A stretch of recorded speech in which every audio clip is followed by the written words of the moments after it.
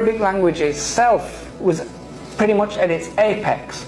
There were, as we know, there were poets in Mecca and Medina at the time who could speak the most eloquent Arabic, tell the most fantastic stories. And one of the signs that the Quraysh used to try and show that they were number one was that they had the best poets.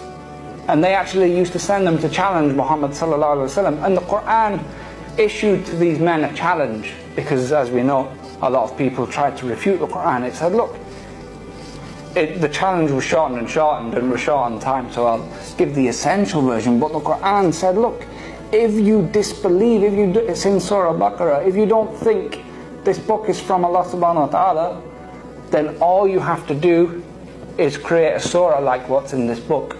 Just one chapter like what you see in this book. Because if somebody else can do it, that means it came from a man. If no one else can do it, that means it must have come from Allah subhanahu wa ta'ala.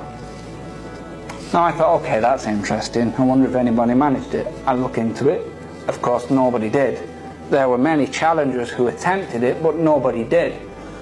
That was back then. How about more recently?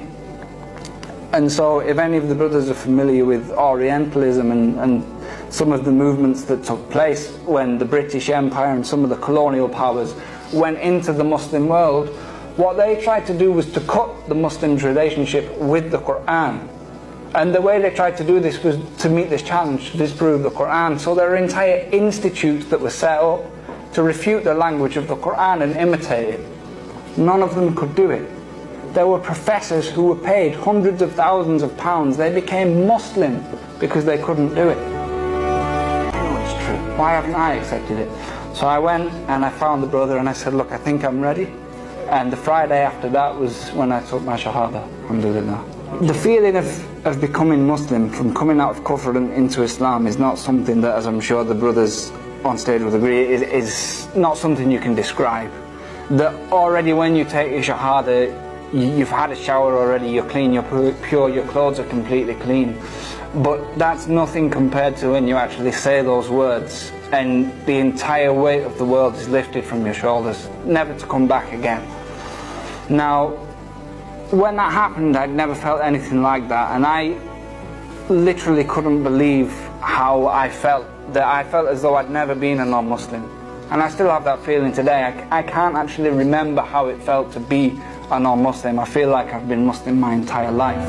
I came back, moved back in with my parents, and slowly but surely the relationship improved to the point, brothers, where it's now better than it ever was with my parents. That they see how much more reliable, how much more trustworthy I am. To the point that I recently brought my arm, I've still got the sling here, brothers, I took it off to do the talk. I brought my arm about 6 weeks ago.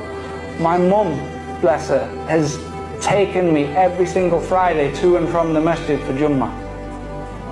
The same mother who, they haven't embraced Islam yet. Inshallah, if brothers and sisters can make dua, that's all I ask. But look how that's changed. Because I knew confidently that Islam has to be true.